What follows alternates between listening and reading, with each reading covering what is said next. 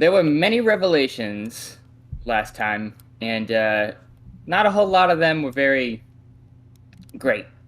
As I recall, when we started our sort of investigations for the day, we discovered that Creek had gone off, but we'd seen that happen before, so that wasn't too concerning. And I'm sure they'll be back whenever. Um, we uh went to. Oh, jeez. I'm trying real hard to remember.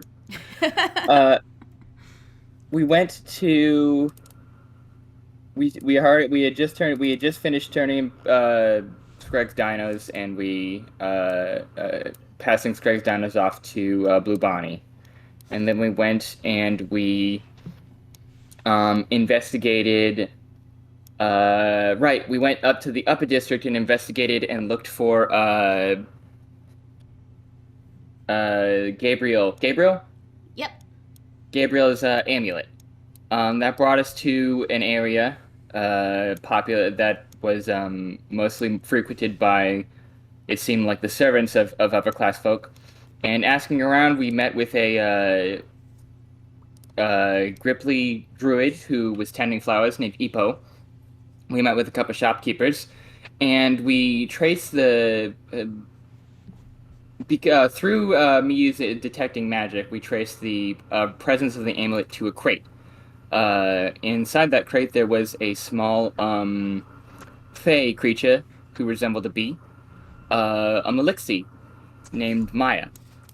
Through some diplomacy and enticing her with sweets, we convinced her to give us some information about um, the amulet, and then also we learned that she had been accidentally, it seemed, summoned alongside the other Fey creatures that we've seen running around by a man covered in shinies. And she provided more description, and it seemed to match up with what seemed to be an old, well, there's no better way to say, but enemy of Vaz's named Lucius, who we've met before. The implications of that, of course, are not great. We returned the amulet to Gabriel and discussed what that could mean. We left Maya with Ipo, um, and after getting Maya kind of drunk, um, and upon going back to the Horizon Walkers Guild and discussing, well, we first went to Gabriel's and discussed not only uh, not only gave him back the amulet, but we also just discussed some of the sort of finer points of the guidelines of the Horizon Walkers Guild about sort of faux pas and rules regarding taking jobs and things. Because there's a job that is related to that is still was still on the board at the time, related to a party run by, we believe, somebody who is leading the River Rats. Um, Olympia Smythe. Of Yeah, Olympia Smythe, right? That's correct.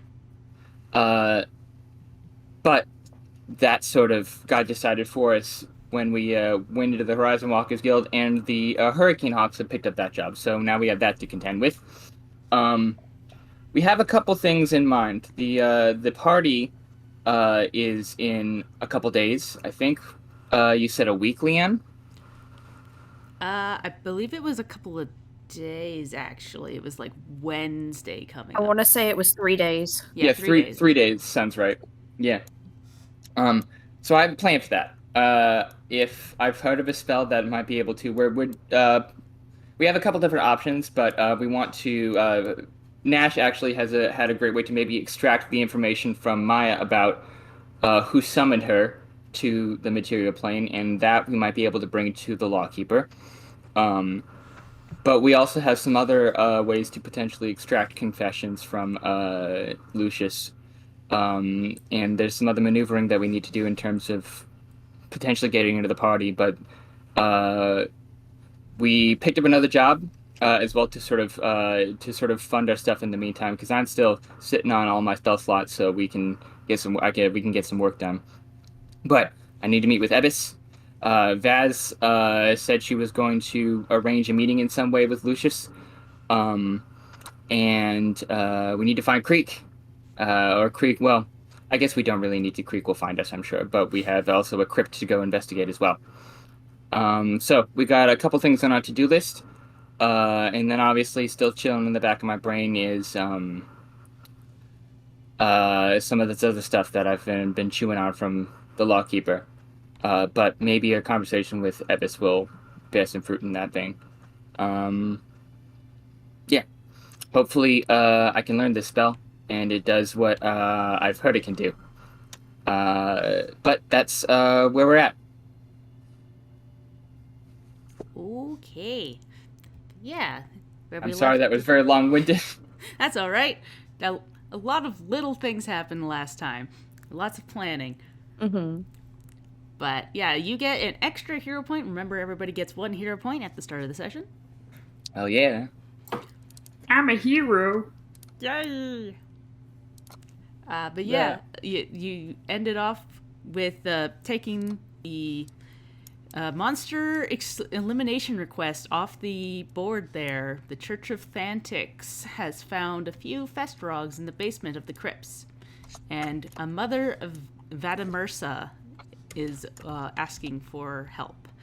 But as you all exit out of the Horizon Walkers Guild and have like your conversation, you see heading up the road here is Creek.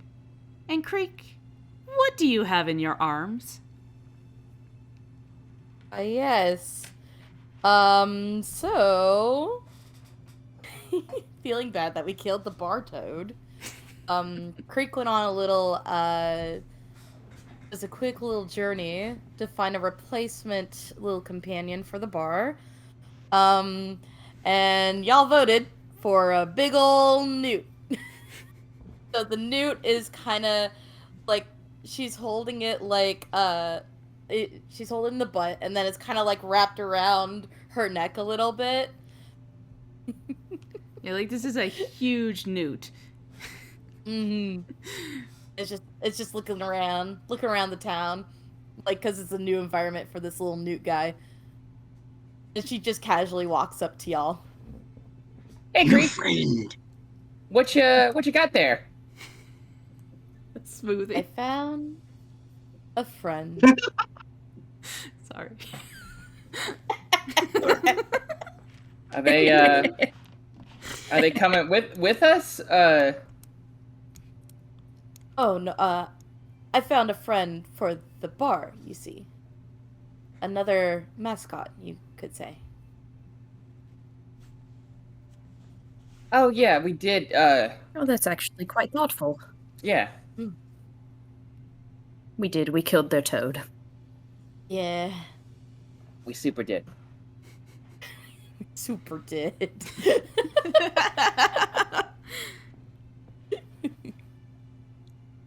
Well, we need to go. I need to go that way anyway. That side of town. Ah, excellent. Oh, hold Yes, on. I believe Pickles and I were. Oh, wait, hold on, pause. Sarah's Discord no. just fucking. Oh no. Oh no! It just deleted itself. What? It just force quit on her. Oh my okay, God. pause. Pause. Why is the Wi-Fi gods being mean today? And like on our end, it looks like she's still in Discord. Yeah, Yeah. it looks like she's still in there. Oh no. It's just that messed up on her side. Oh no.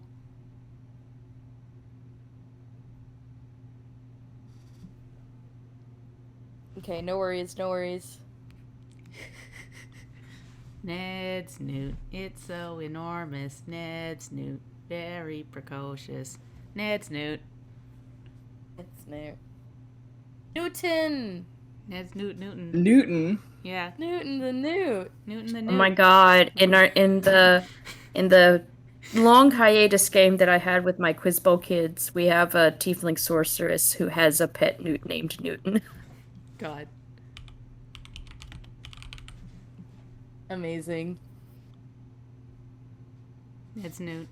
Okay, I'm back. I'm gonna attack Discord with my fist. Yeah, I'm here. attack it. Honestly. Wumpus, you're not being very cool. Yeah, Jesus. Okay, Anyways, anywho. yes, we got a Newt. Newt acquired. Newt acquired. Well- Pickles and I are heading in that direction anyway. We can drop it off then. Ah, excellent. Alright, we'll head on over. Yeah. Doo-doo-doo. All right. So you start to make your way back over the bridge through the industrial area here, and you end up back at the Siren's Grotto. Did we want to have Vaz take care of issue? Did Vaz already issue the invitation to Lucius? Oh no. No, she was gonna go do that while you guys went to see Ebis. I think you guys were going to go do. Yeah. So Yeah. before we narrate what happens, who's going where? And we'll move people on the map accordingly. I think Scrag was gonna go with Vaz to go deal with setting the appointment with Lucius, and then Pickles and Nash, and I guess now Creek, we're heading to see Ebis Blacktorn, with a detour by the Siren's Grotto. Yes. I'll move. Yeah, and I had suggested. I know Pickles has suggested that Scrag and Vaz maybe go check in at the academy about any knowledge of fey creatures that we might be able to get from them, but I don't know if they had decided on that. All right. I just remember Nash giving Vaz an out for not to go see Yeah. Ebis Blacktorn. Yes. All right. Cool. So we will go to the Siren's Grotto first, then. And then we'll jump, and then we'll jump. So yeah, you come up to the Siren's Grotto, enter in, and yeah, you see the bartender behind there. It was a woman named Cascade, I believe I called her. 1 second. I know there was a lizard folk who worked at the Yeah, bar. there was a lizard folk that worked Shirax, at the bar. I think. Shirax, she is a friend of Scragg's. But yes, Cascade is the bar owner, and she looks kind of like, she has like shark-like appearance on her, like she's got gills on her neck and like a little sheen to her skin. And she like looks up at you and looks at the Newt.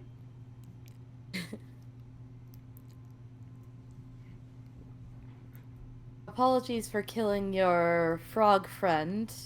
You killed Please accept this Newt. Bubba. It was you guys. He tried to eat me. Scrag's not there. Yeah. Oh, sorry. Dragon Greg's not spirit. there. She looks at Yeah. the Newt and goes, "Well, I will take this Newt as payment for killing Bubba. You will be Bubba too." And she like gives it like these scritches behind the ear. Electric Bubba Newt. Electric Bubba Newt. Bubba An Newt. excellent name. Next time, don't go into my basement and kill my mascots. Fair. We do apologize. We're not that this makes things any better, but it was your mascot was attempting to eat our lizard friend. Yeah, he always was a little ornery.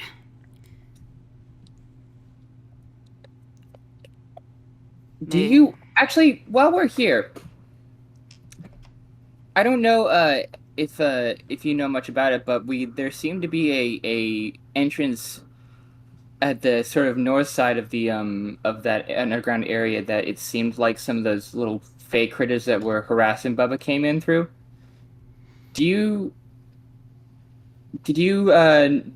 Was that something that you'd seen before? Had that always been there? Was that new? Can you tell us anything about what happened with that? I'll tell you, after you guys left and Blue Bonnie, she rolls her eyes, told me what happened.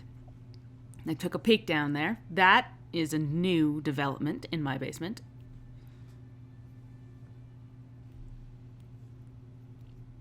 And I'm assuming you go down there like every day, right? Yeah. yeah. When the sailors get a little hot and bothered, annoyed, they fight down there. I figured if they're going to fight anyways in my bar, I might as well give them a place to fight where it doesn't interrupt the other patrons. So, Okay, so that was it's a nightly occurrence. The sailors go down there to beat the crap out of each other. Okay, so this was within like the previous day. Okay. Mm-hmm. It looked fairly recent, though that the hole behind it looks like it's been carved over time. Mm-hmm. Nobody noticed any noises, but it's definitely at least big enough for those critters to crawl through. Mm-hmm. Nasty little beasts.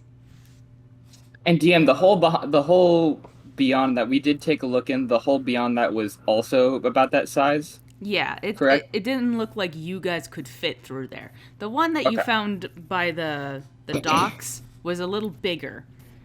It had been worked at longer. Right, but we can also surmise that might have been something to do with. Well, actually, no, we can't. But like that did lead to a smuggler's den as well. It did. Yeah. So it's entirely possible that that was there beforehand.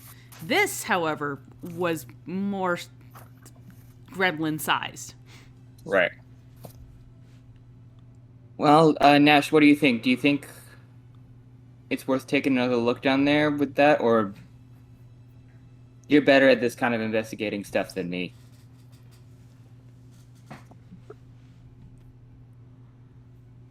We can certainly look and see. Might be worth seeing if it connects to a common source. You know, we have seen an underground sort of area where these creatures are congregating.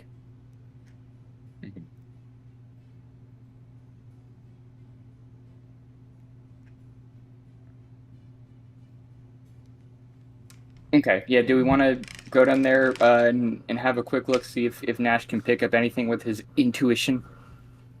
All right. The Pixie. Well, you're heading down there. Might as well load up that map. Ooh, heck yeah. Just so we have a visual aid. Thank you. It's taking a second to load, so...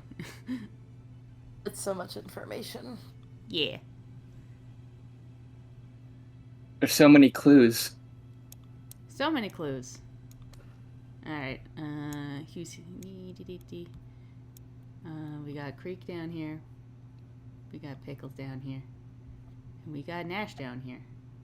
Plus, we can get Bubba 2 acclimatized to his new home. Yes. I don't have a newt token. There is no Dang. giant newt. They don't include that in the token packs for Foundry, huh? Nope. Unfortunately. I think I've got an alligator. This will be... Well, we got a giant frog, we got a giant porcupine. Here, we can put this crocodile down and pretend it's a newt. So Bubba... It looks newt-like enough. Newt-like enough. Yeah, that works. Yeah, so you let Bubba 2 down into the ring area, and he starts kind of walking around, licking the ground a bit. I'm actually going to put Cascade down too. I'm sure I have her in here somewhere. She follows you down. You'll.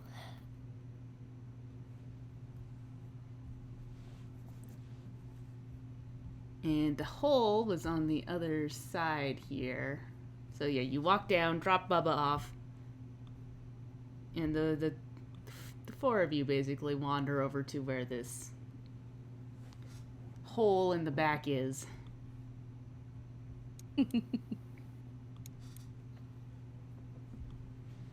And looking at it, it's definitely big enough for a small-sized creature to crawl through, but you suspect anybody larger would get stuck. Yeah, and I honestly don't think that. I don't think that me crawling into this hole would really benefit us that much I don't in think this that's moment. smart. Yeah. That'd just be putting yourself in danger. I am not. I'm not that physically adept. There's the Gert, I guess. But Gertie's not here though. Gary's And- not here though. Right. That's okay. Bastard wouldn't be able to communicate anything to me either. I don't have the ability to see through his eyes. He'd just go in a hole and have fun in a hole. Nash, can you? I can provide some light if you need. Nash, can you see anything? Maybe.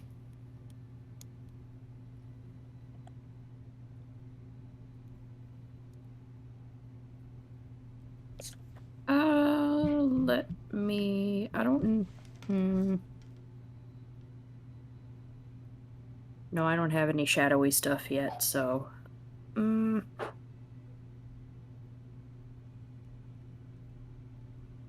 was gonna say, does Pickles have like a light spell or something? We all do. We have the Wayfinders.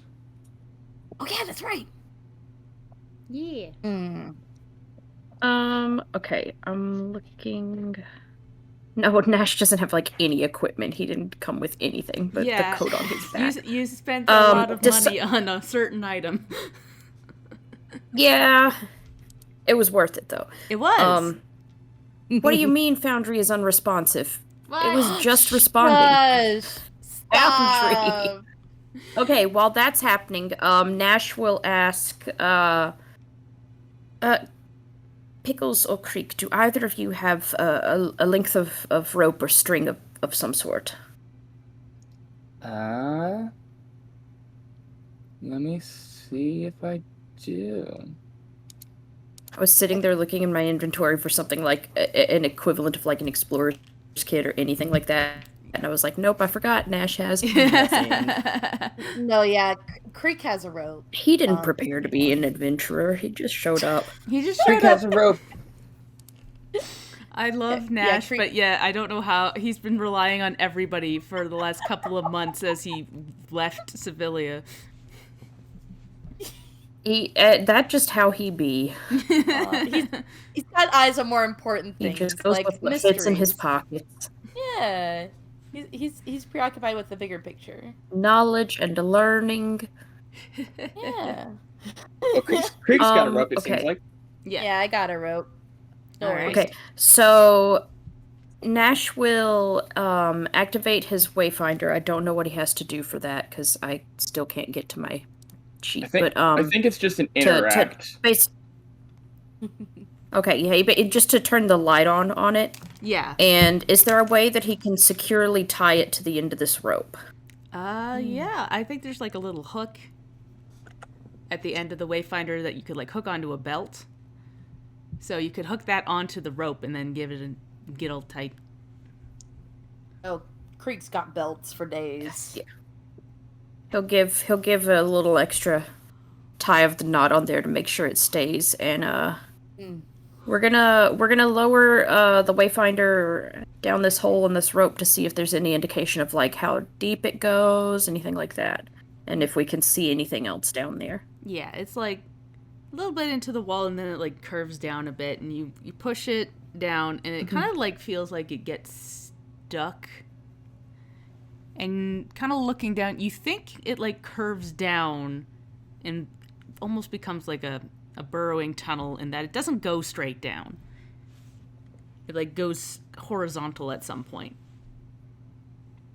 Okay, so it just goes down like a little bit. Okay, so once he kind of hits that point where it gets stuck, he'll just kind of like grab the rope at that spot and kind of hold it there and pull it out so we can kind of get a judge of the length and just be like, it appears it curves, not too far down as though to fall in it, but just far enough that it would make it quite hard to see what's in there. But it definitely seems to go more outward than down at a point. Yeah, and judging from where it is in the Siren's Grotto, it seems to be going northwards. Okay. away from where Okay, so the sea would be. That's right. So that is not towards the earlier underground area that we found, correct? Because that Yes. was closer towards the docks. Okay. Yeah. Yeah, it was closer to the docks, and we're on the other side of the city. Right. That's there's- significant, actually. Yeah, because there's a river that goes right Yes. through the center of town, and it seems like the other tunnels were heading a bit further northeast. These seem to be just heading north, but on the other side. That Right. indicates to me So that. Sorry, go ahead. No, I was probably just going to say the same thing, that they do have multiple locations that they Yeah. are collecting and hiding underground. The question. So we'll need to. Go ahead. Sorry. Oh no, Dash was just going to turn his wayfinder off and put it away and give Creek the rope back. That's all. Thank you. I think we might. Let's get going to Ebis's. I think that might be all we can learn from here for now. But that says to me that because it's not like if it was a situation where, and this is sort of out of character, but like we can discuss in character as we go. Like if it was a situation where they were able to, like they had multiple places they could summon these things to and then deploy them, wouldn't it have made more sense to just deploy that, like summon these things directly where they're supposed to be making havoc?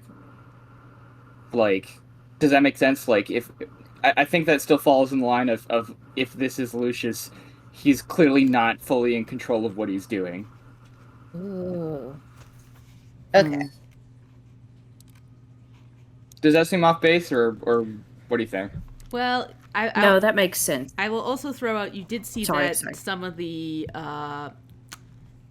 river rats had possession of some of these gremlins. So Right. that there is that to keep in mind too. Okay. So it could be multiple river rat bases where they're just stashing their gremlins. Yeah. Or it could be that the gremlins are not just with the river rats. He could be distributing gremlins to suppose whoever pays him enough. Yeah. And that Either would way, line up- not good. Multiple sources of gremlins in city. Yeah, it's not Yeah. like his. If it had been going down, like way down, and then turning, that would maybe indicate that like it was all coming from one source. So, but that also means that it's not like this isn't something where we can just go to like the one place where these are coming in and stop it there. Like there's more going on. We'll have to find this other location, and going through this tunnel probably not our best bet. So all we go off of is the general direction of where that location would be. Yeah.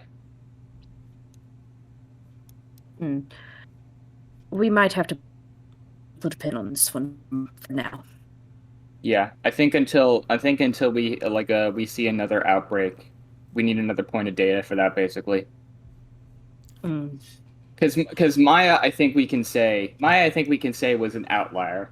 Like she wasn't necessarily causing havoc. I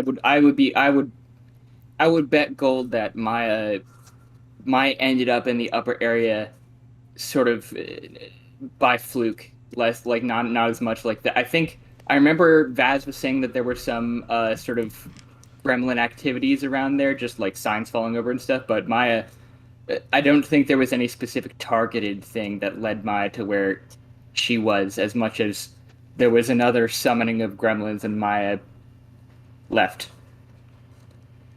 That's my theory, at Right, least. and I think Maya simply gravitated towards the flowers and the shiny things of the upper markets. Yeah, because there's not too much nature, honestly.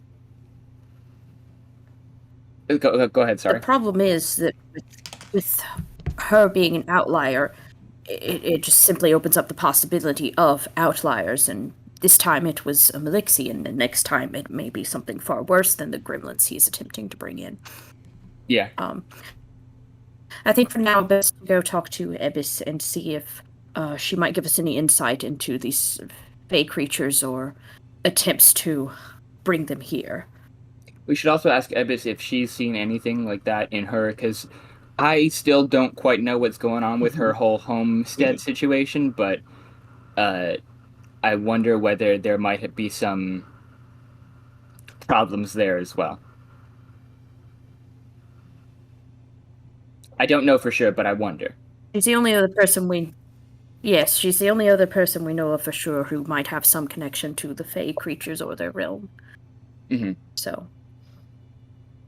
Okay. To Ebis Blackthorn? To Ebis Blacktorn. All right. So you all start to head back upstairs. Bubba 2, Electric Boogaloo, is curled up on the floor, having a nap. And as we do that, we're going to cut over to Scrag and Vaz. If the map will load.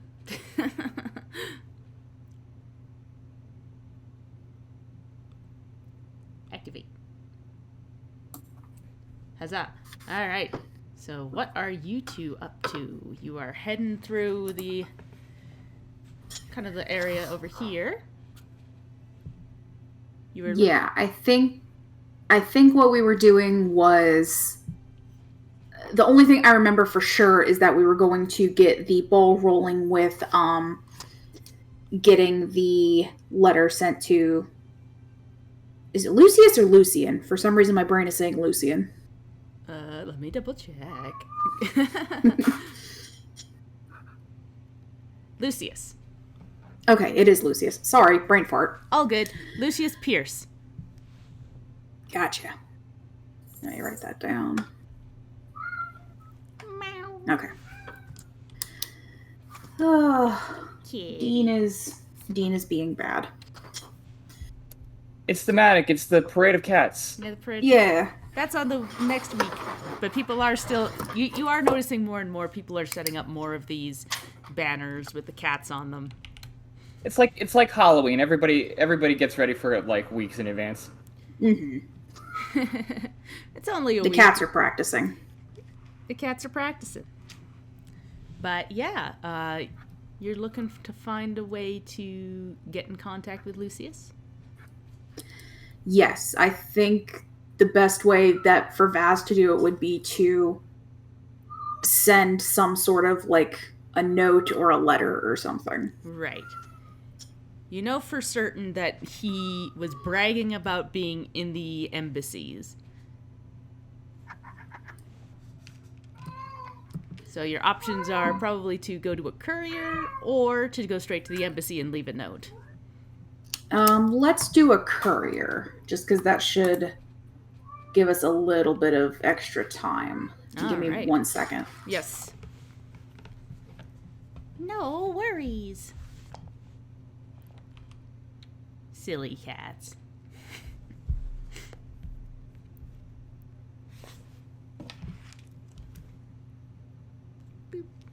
Real quick, for the sake of my notes, Lucius, as far as we know, also human? As far as you know, he was definitely sparkly.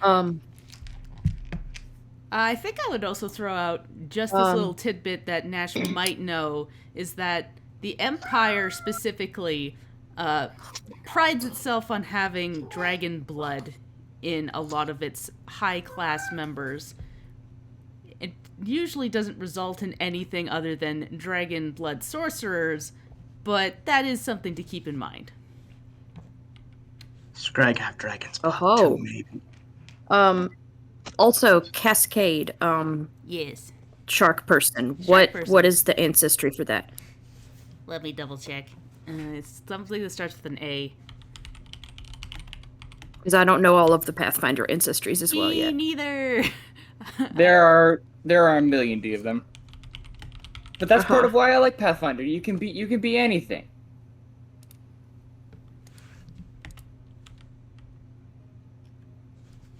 He... Azarketi? Azarketi, I believe that is. Oh, can somebody put that in the chat? Yep. I got it. Okay, I would have never gotten to that spelling on my own. Thank you. Yeah. Me neither. It's literally just because it's the first one on the fucking archives uncommon ancestries. Yeah, because it's alphabetically the first one. But yeah. Okay, that's all I needed. Thank you. Yeah, and I'm good to go as long as Dean behaves. Yeah, Azurketi are aquatic humanoids, and they can look like shark people. They can look a little different. Some of them have like dark blue skin and glowing eyes. It's pretty cool. They're cool. They look like Scrag. They are very handsome. I mean, not quite. They look more human than lizard folks. Fair enough. Still, if Scrag sees any with sharp teeth or blue skin, he will be hello there. Yeah. Anyways, I really like. I know it ends up being like I know it ends up being like kind of like a stumbling block sometimes. I really appreciate Screg's like willingness to fight anybody who can who he can identify with as like culturally. Like, hey, you're vaguely like Screg. Screg wants to talk to you. Please, anybody who I can ask questions and understand this weird place I'm in. yes. But yes, Vaz, you're looking for a courier. And as you're like walking through this area over here by the guild houses, you do find a little hole in the wall looking area that says Miyuki's courier on it. And as you enter, you see behind the counter a purple-furred fox woman back there. You've seen Hikari, and she tends to look a little bit more human, and her fox-like features only come out when she's startled. But this is a full-on fox woman. Good afternoon. I do need to hire your services as a courier. Ooh! Hello, Foxy lady. Hello. Yes, customer. And Vaz, you almost would like ping in the back of your head. You think you've actually seen this woman before when you were over at the university walking with a pack of adventurers that was exiting out of Professor Miri's office. And she leans forward and goes, "How can I help you? What do you need? Where does it go?" Yes, I need to send a small letter to the embassy for the Empire. Of course. I wouldn't want to go there myself either if I needed to talk to somebody. Please. They are very violent. They're a bunch of assholes is what they are.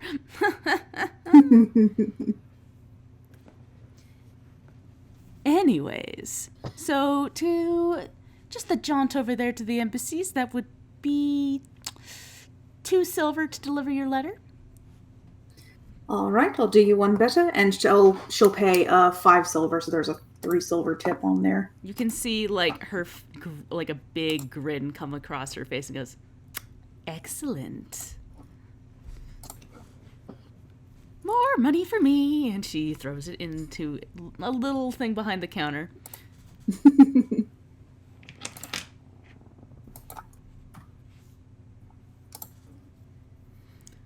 This job doesn't always pay the best, which is why I take up adventuring jobs on the side with the Horizon Walkers, but this is my real passion. Scrag, I'm in the same boat. Really? Greg just learned that metaphor. Good for you. Learning new things Yes. is important. Scrag's true passion is raise dinosaurs. But they do not like dinosaurs here. So I got a special permission dinosaur. And then he pets Gertie. Right. Dinosaurs. How cute. Yes, you understand. I'm being sarcastic, but yes, okay. Scrag is maybe offended. Not sure how sarcasm works yet. We are very literal. I'll give you a rundown later. Okay. Do you need anything delivered?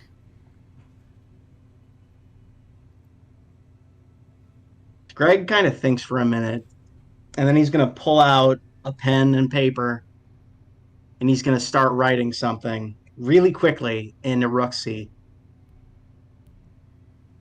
And then he's going to just give like the loose piece of paper to the fox lady and is going to say, "Can you deliver to Kupla Island? It is, if you give it to," one second, I gotta look up the names of Scragg's parents. I forgot.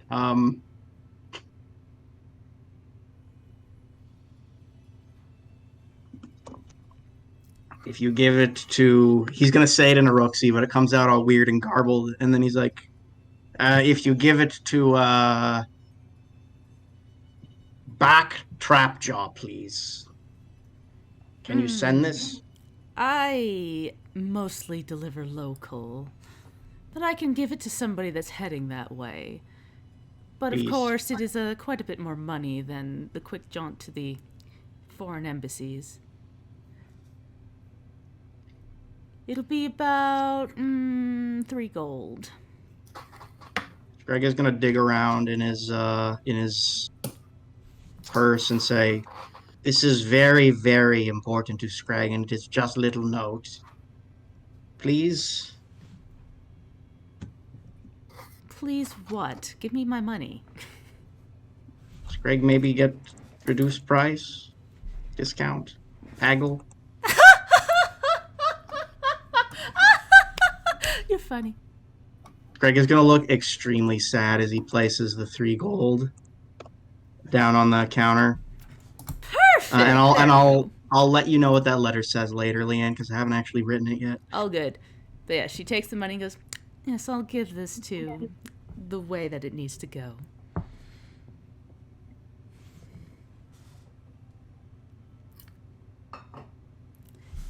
Anyways, have you got your letter to send? Give me just a moment, and I will get it written out in just a jiffy. Perfect. And I think I actually have. Yeah, I have a writing set. Haha. Nice. So, this is gonna be off the cuff. I apologize. It's not gonna be in the normal Vaz polish.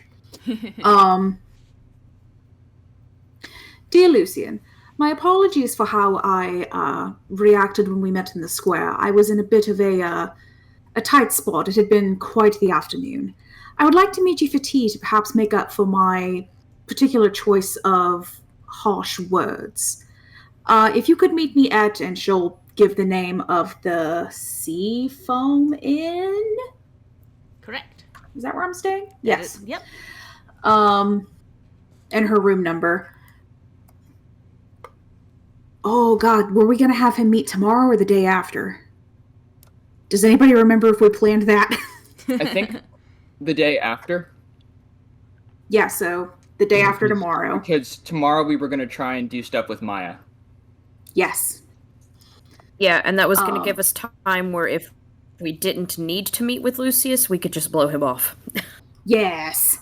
Okay, so day after tomorrow. And we can hash things out over tea, darling. Charmingly yours, Vasilissa. Perfect. So yeah, you fold that up, put it in a nice little envelope.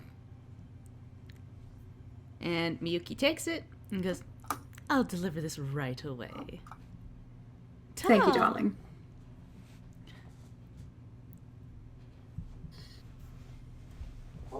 Scrag thinks you need to be better at handling customers and be less rude. I wouldn't be rude if you didn't, start me off with not wanting to pay me for my goods and services. Greg, that is more than 10% of Scrag's total net worth that you just got from Scrag. That's not Greg my is problem. somewhat apprehensive. This isn't a jaunt through the woods. This is to Kupla Island, honey. I've been all over the place. I've been to the moon. But it ain't cheap. I'll tell you that. The moon? Yes, it was quite an adventure. Not many people can say they've been up there. In fact, I think only about 5 of us. Are we counting the rat? Yes, the rat counts. Why would the rat not count? She seemed to... She was the one that hired us. But, yes. I've even been to the Elven Empire. Isn't that impressive? Astonishingly so. Greg, darling, we need to meet back up with our party. It's been wonderful. Have a great afternoon. You too. Goodbye. Good. And once they're out of earshot, Vaz is just gonna go, "What a bitch!" Greg just looks very sad all of a sudden. All right. As you two exit out of Miyuki's courier, we'll head back over to our friends over here. You have made your way now up through the lower market and have made your ways into the lower districts. Which Does Vaz start teaching Shrek about sarcasm, or do they talk at all about any of that? She's gonna like put her Greg is arm. too downcast to learn about sarcasm right now. Vaz is gonna give him a nice, comforting pat on the back, though, just sort of a like, solidarity. I'm with you, bud. That sucked. If it's local deliveries, Greg can just deliver himself. Why would he need a courier? Scrag has the best courier in the world, and then Scrag's gonna pet Gertie.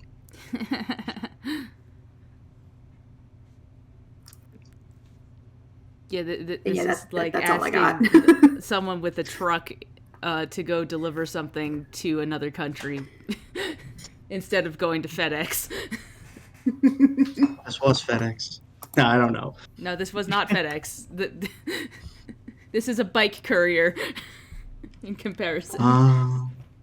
That's just why she was asking for so much. Anyways, she would have asked for more if she actually was going to go there herself and not just hand it off to a guy. It's just the fucking courier from Skyrim. Lol.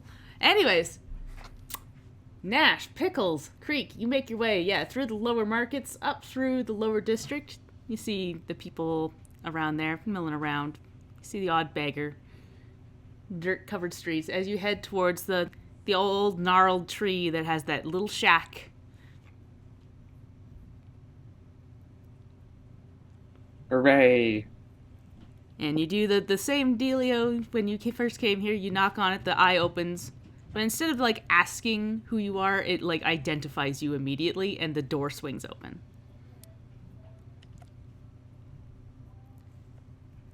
And instead of finding yourself in that little forest that you first found, instead you find yourself in, a long hallway with a bunch of mirrors. Huh, she redecorated. And as you, wander down this hallway and look at yourselves in the mirrors, it's, every so often there's, it looks like a plain mirror, and then suddenly you'll catch one, and something will seem off about your appearance in the mirror. One, Pickles, your skin is just completely golden in one of them. And then another one where you walk by, and Creek, you don't recognize who's in that mirror at all. The hair is a lot shorter, and they're wearing armor. And then Can we see what each other look like in these mirrors, or is it just... It's just what you physically see. Everybody else just sees something else. And Nash, you look in one, and it's just a completely black void in there.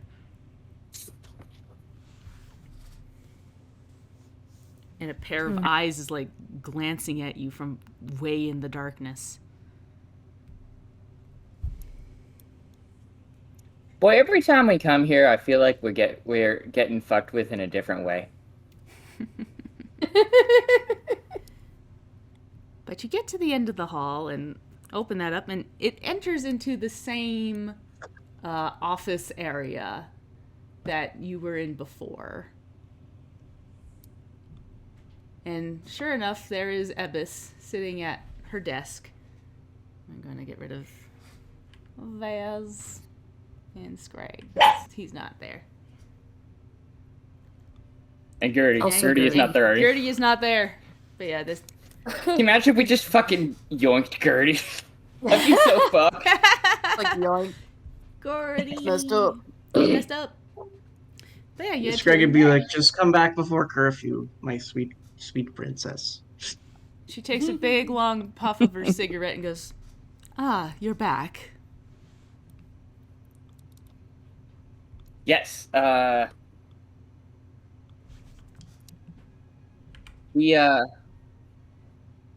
Well, I suppose there's some business, but we wondered if we had a couple questions, and I had some I had a specific request. If you've got the time, if you're not busy. Of course.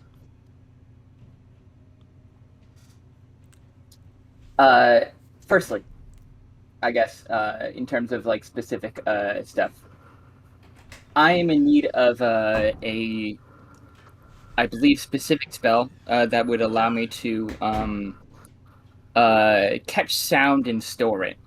I've heard of it a little bit, and I wondered if you might have that specific one somewhere. Catch sounds and store it. Let me have a look around. She gets up and starts poking around.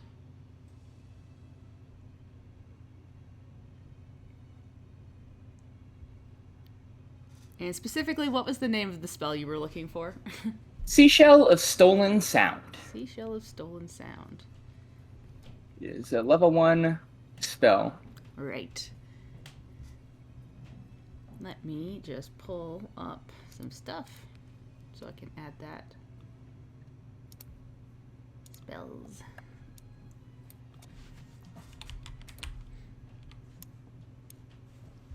Because that is not on her list. But yes, she eventually pulls a book off the shelf, flips to it, and goes, "Ah, yes, here we go." And she throws it down onto the table here and points to basically a long spell with like pictures of a seashell in the corner that are doodled on. This should be what you're looking for. Be about 4 gold to buy this off me for today. Would it be possible? Could I pay perhaps a little bit more for your assistance in learning it? All right. Can we maybe up it to 6 in exchange for you giving me a little bit of a boost in terms of actually adding it to my stuff? Of course. If it'll help you to write it down. I'm not much of a teacher, unfortunately, but I'll do my best. Okay, I'm gonna subtract the 6 gold from my stuff, and then that's gonna take some time. Do you want to do that now, or do you want to ask her some other questions we might have first?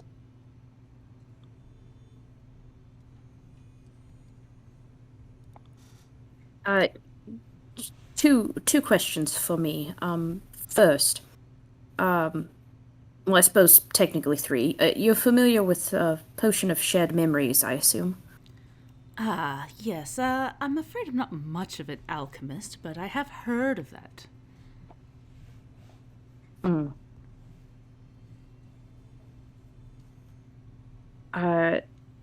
I suppose that indirectly answers one of my other questions, but suppose you had the same creature holding 2 of them, one in each hand, and focusing on a memory. Would they be able to prepare 2 of the potions at once with that same memory? I can't see why not.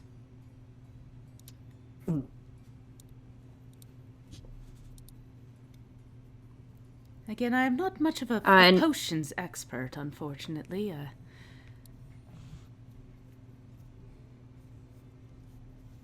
And Nash will just kind of awkwardly shove his hands in his pockets and kind of rock back and forth a moment on his heels and just, last question. I don't suppose you have one, do you? Afraid I don't really carry potions, as I said. Mm-hmm.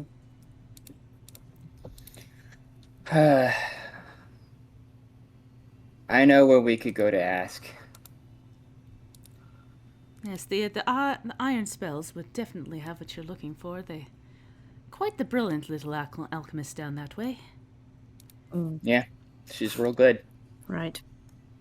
She. So- Don't worry about it. A small smile crosses her face. Mm. I was thinking of Mazron. But it seems you know somebody there.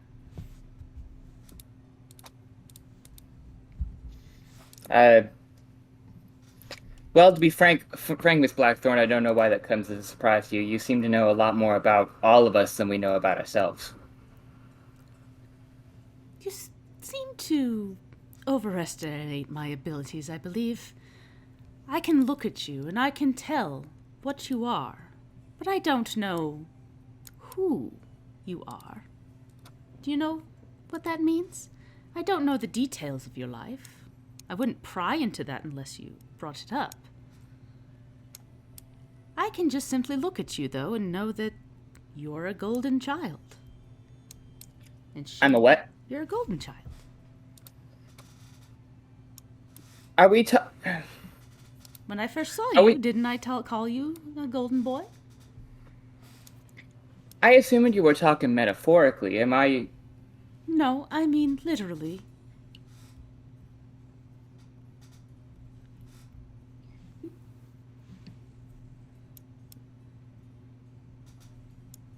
I think that leads into my question.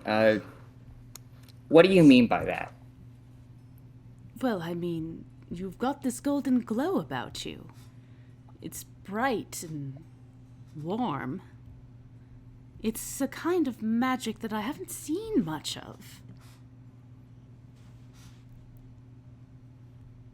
It's something that comes from the plane of law.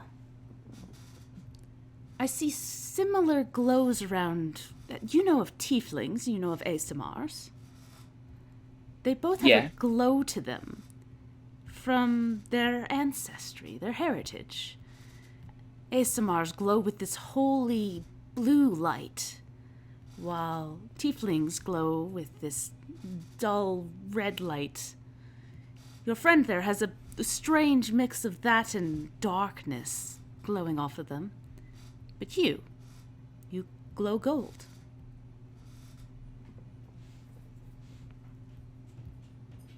And that's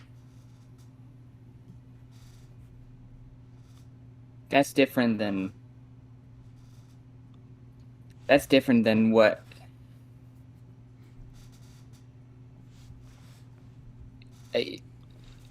that couldn't be the I mean, I'll tell you one, like he pulls out his, like, Pickles pulls out his thesis, which is a very crudely bound book. Like it's not it's not 8.5 by 11, like you can hold it in one hand. Like it's different than this, right? Like it's different kind of stuff that you're looking at. You're talking about the magic that I've learned and stuff. You're talking about me. Yes, I'm talking about you specifically. Magic with the eyes that I have. She taps on the side of her head. I was gifted these as I was supposed to be my family's truth seer. Be able to see magic in every corner so that people could tell what was being used against them and when. But you, yes, you glow different than your book. The magic in your book is of this world. You are not.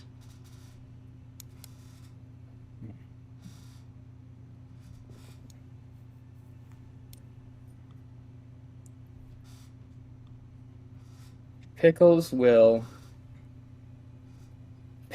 in a moment of like Nash, you've not seen Pickles look this distressed before. Pickles is actually going to take out he's going to approach Ebis and he's going to take out his dagger and he's going to prick his finger with the tip of it. And he's going to hold it up to Ebis and he'll go, "What do you see?" She looks down at it, kind of tilts her head, and she actually like extends her hand to like grasp yours and kind of puts her finger over your cut and goes, "I see someone full of potential. I see again a man that is glowing gold. A goblin, yes, but touched by something else. You're structured, very orderly. The plane of law is what I see in you." And then if Leanne, if you're okay with this, Yeah. as they're talking, can we see like that cut, that little prick on his finger just kind of knit closed? Yeah, it like knits closed, and she kind of like rubs the blood off your hand onto her own and kind of like looks at it. And it like turns almost into like gold flecks in her hand and flies up. As she's like rubbing it between fingers, I imagine, like that kind of thing. Exactly. Yeah.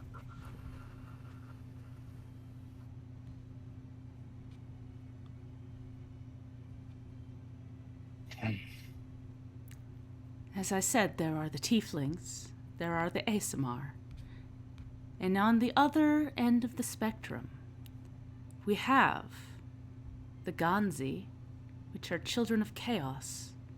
They come from the great storm. And on the other end, there is the endless library of the goddess of law and her children, the Afrites.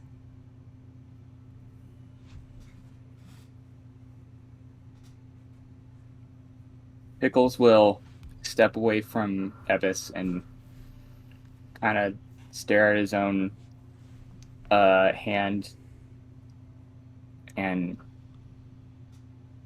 kind of to no one but himself, he'll say, "Well, I get the feeling that there's not too many people in the world who are gonna have many more answers for me." Perhaps you should attempt to commune with the goddess of law. She might have a thing or two to point towards you. But yes, I think I'm the only one around here that would even be able to tell you this much. Save for those that put you on this path. Lawkeeper Dixon. I see the same glow around him. Pickles will nod and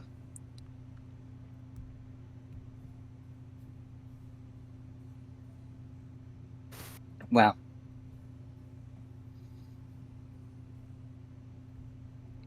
I've always looked for answers myself, and this doesn't change that. I appreciate your candor in this matter. Of course. As I said, this is just something I can see, but I am no expert on the planes. I know they exist, but I do primarily focus my studies on the magic of this world. Which is partially why I left the Empire to begin with.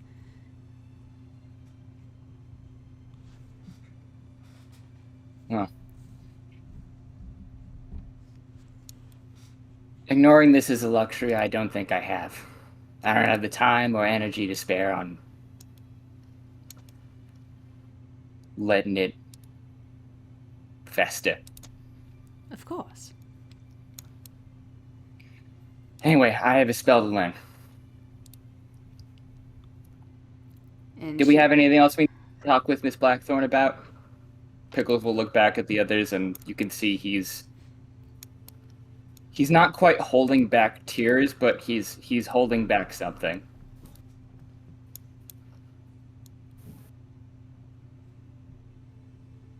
Nash will just kind of look over him for a moment and then noticing sort of not necessarily tense, but how anxious things are in the air.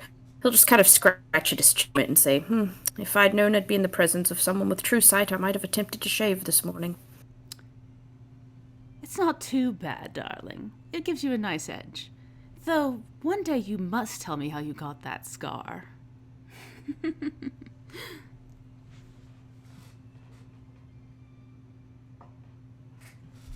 He pauses for a moment and then just kind of puts his hand back in his pocket and says, I do believe we had one other thing to ask. How familiar are you with the magics of the creatures of the Fey realm?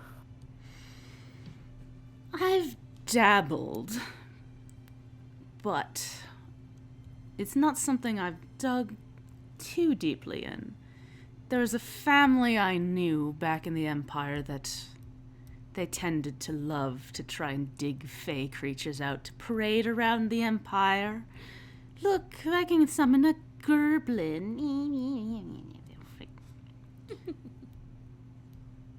Was it perhaps the Pierce family? Yes. Not a more... What is it? How to say this delicately? Arrogant, pompous... Kiss ass! No, that's not delicate at all. They are a bunch of kiss asses. No need for delicacy. They worship Especially the not Empress. since one of them may be doing the same in the city again. Oh, it's their youngest, Lucius. I hate his face. Ooh, he's so smug. Specifically the face. He called me an old bat to my face, and I just about wanted to... I wanted to rip his face off. Just off. But I had to behave What did you myself. see when you looked at him? I saw a shadow of a dragon. Which is not uncommon in the Empire, I'll tell you that. The shadows of dragons looms large over the Empire. The Empress herself is supposed to be the descendant of the great dragon Brahmond. The Empress of Magic, and the term dragon really does suit them. They hoard their magic like dragons. But it isn't theirs to give. It belongs to the earth. It always has. They just hoard it.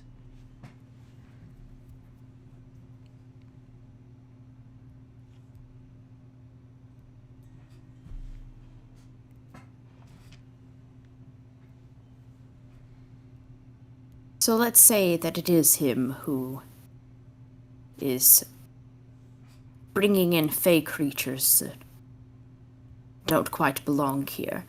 How much control would he have over that? Some, I would imagine. Summoners do tend to tie their creatures to some kind of pact. But he never was really good at it. There was always a chance they could go AWOL.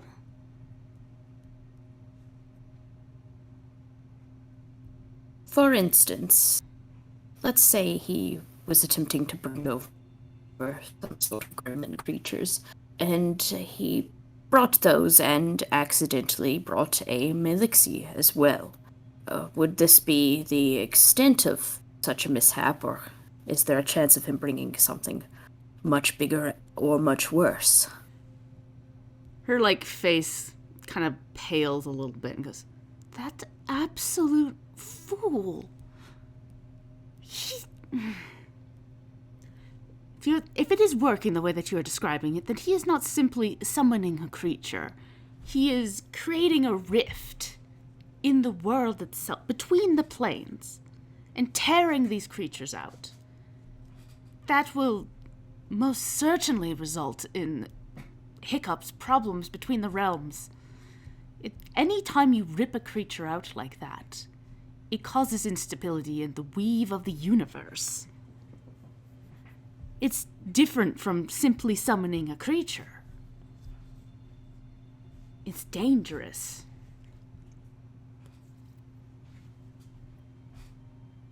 Pickles is saying nothing, but he's nodding along, kind of like confirming what we thought. Mm-hmm. So Nash will just kind of look at Pickles and Creek and say, "So it's as we feared. He's not simply summoning creatures. He's opening a door that he may or may not be able to close behind him." Correct. What's going to be critical, Pickles says, like with his faraway voice, is what Maya saw. We need as many details from her about what the setup was around where Lucius was summoning creatures. Pickles, I hate to put you in any more uncomfortable positions today, but I do think it would behoove us to get our hands on another of these potions. If we want to take this information to oh god, I blanked on his name. Nope, my notebook's right here. Lawkeeper? To Lawkeeper Lockhart. Yeah, to Lawkeeper Lockhart, then I think it best that we not only show him directly through the potion and not through a second-hand account that he must simply put his faith in. Yet at the same time, I do think we ought to, at least one of us, see what he sees. I don't think the store that I purchased this one from would have another in their stock so quickly, but the iron spells do seem the best bet to procure another. Pickles nods and goes, I think there's...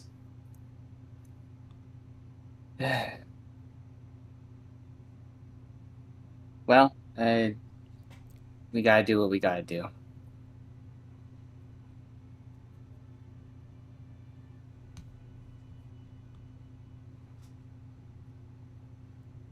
Well, this is like I've gotten I'm fine. Are you, though? Creek looks very concerned. Pickles won't say anything, but he'll look at Creek and he'll just shake his head no.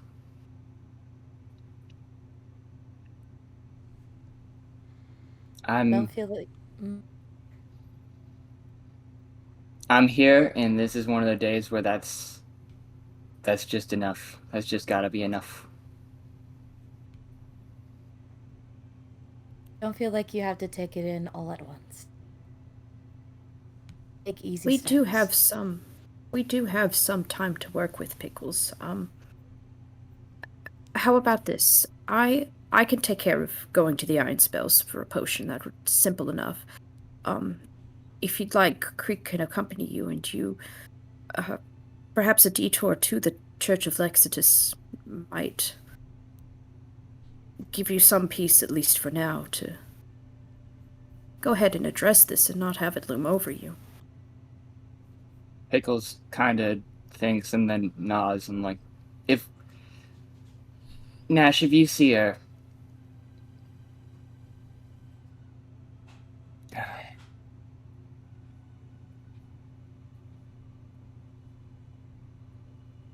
tell her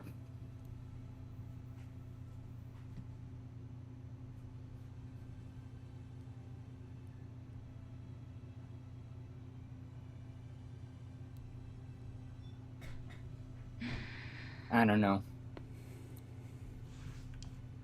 Tell her I don't know.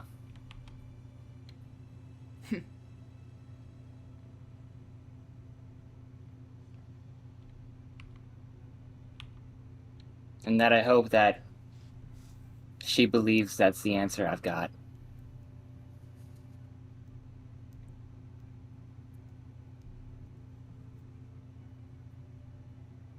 Anyway, spell learning time.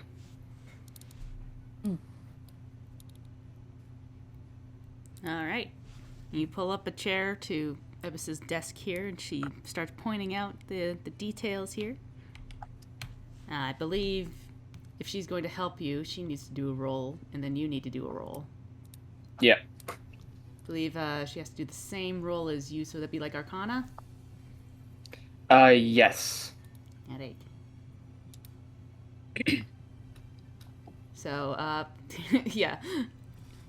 She gives you a +2. I believe that is a crit. I don't think she can't not crit when helping you learn a first level spell. Okay, so... Now that I think about it. Okay, so that's a +2. All right. Okay.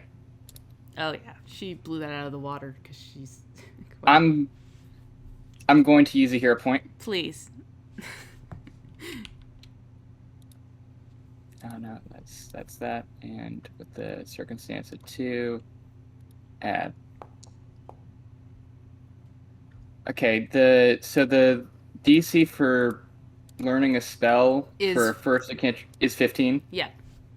Yeah, because this is just a common spell. This isn't an. I'm assuming that the DC increases for like uncommon spells and shit like that, right? Yeah. So Yeah, yeah, okay. The 15 is a pass.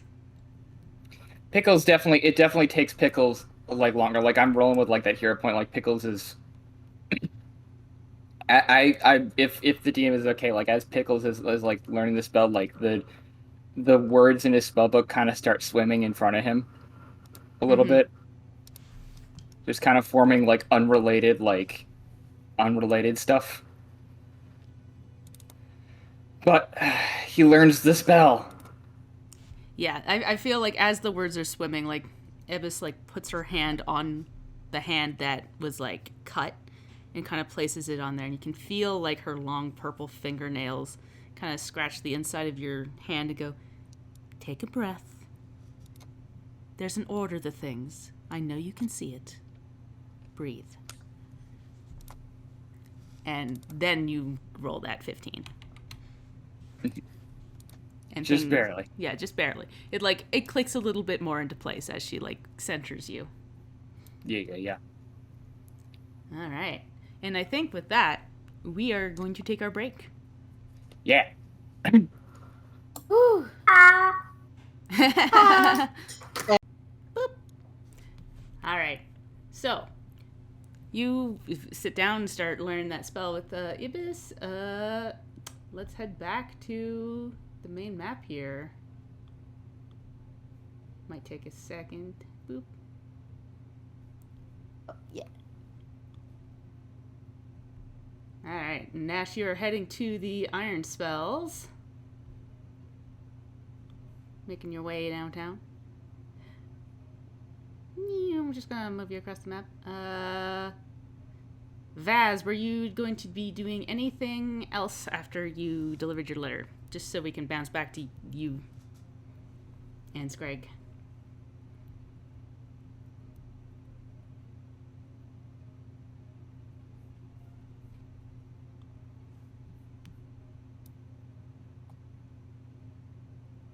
Hi. Hi. I think Sarah, you're muted. If Yes, everybody was muted for some reason. Sorry. That's okay. Blarned moment. No, yeah, I don't think we had anything planned. I think at the top of the session we said something about me and Screg maybe going somewhere, but wherever it was, it has left my mind. Screg the Academy. wants to. Oh. So you can pick something else, but I remember people mentioning they wanted to head to the Academy to look into somebody that would know about the rifts. And Screg also wants to get a book on Draconic because he wants to learn Draconic. Yeah. Meow. But was there something else you wanted to do? Sorry, I cut you off. No, I think the Academy sounds good. Okay. Screg is going to pick up one of the random cats he finds. The cat is picked up, and it like becomes a limp noodle in your arms as you pick it up, and it like flops over and like squirt, like basically liquids out of your hands onto the ground.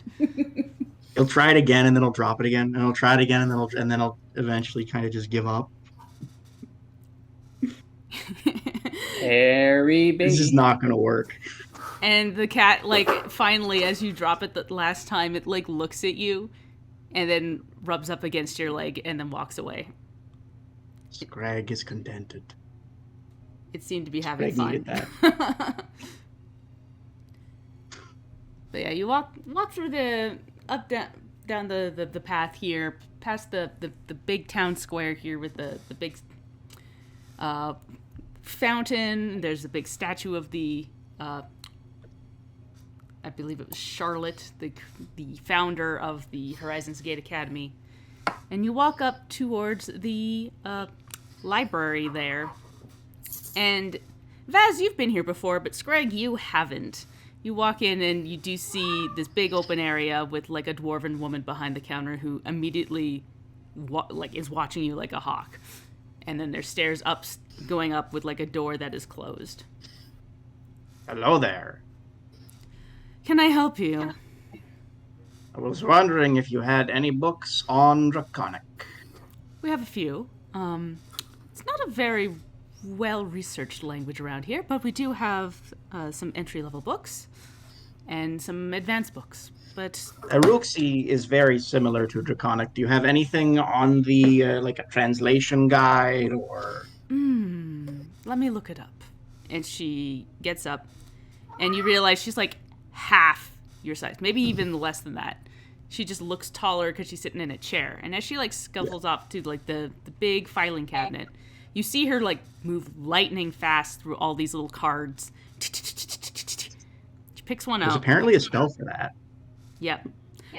But she looks at it, kind of nods and goes, "Yes, I believe we have one down this way in the common area here." And she leads you down one of the big bookcases and pulls out one that it seems to be like a direct Draconic to Eruxi language translation written by what seems to be a lizard folk named Dariax Yarthel. Dariax Yarthel. Does Scrag know anything about this Dariax Yarthel, or is this just a name you made up just now? Well, yes. But Scrag would look at it, and I think he would recognize this as a lizard folk from, like, his grandparents' generation who was told to be, like, an explorer who left Kupla Islands long ago, landed in... basically the where Hera Akash is, which is the big orcish capital, and studied the Draconic writings there because they worship the cosmic dragon Brahman more than anything there, and there's a lot of Draconic there. So he made like a guide there, and he's basically held up as like a big Eruxi explorer. Neat.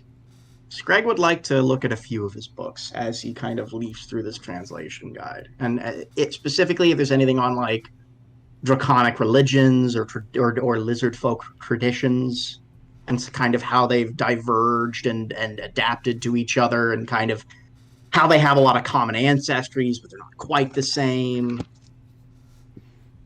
Yeah, like you do like pick through, and there is like a clear divergence between lizard folk that were created in the image of dragons and the dragon, like the half dragons, which are people that mingled with dragons over the years and have Draconic blood in them. Neat. And Scrag would also like to learn about kind of basically, like, this is something he probably already knows a little bit about, but kind of the fall of the Draconic kind of kingdoms and the Eruxi kingdoms, what came after them, sort of how Kupla Island... Probably they won't mention Kupla Island specifically, but sort of how the colony of Kupla Island was separated from the rest of kind of the Draconic world. Yeah. So, like, the half-dragons kind of congregated on the northern half of the country, and the more lizard folk and kobolds were kind of more southern. And as like the elves got pushed out, the lizard folk got moved around, and more humans started propping up and took over the areas. But there's definitely like a clear decline in where the lizard folk terraformed. As time goes on, where they terraformed started to die off. They believe that there's something to do with how it was terraformed, but some of the places they've been were even older than the lizard folk.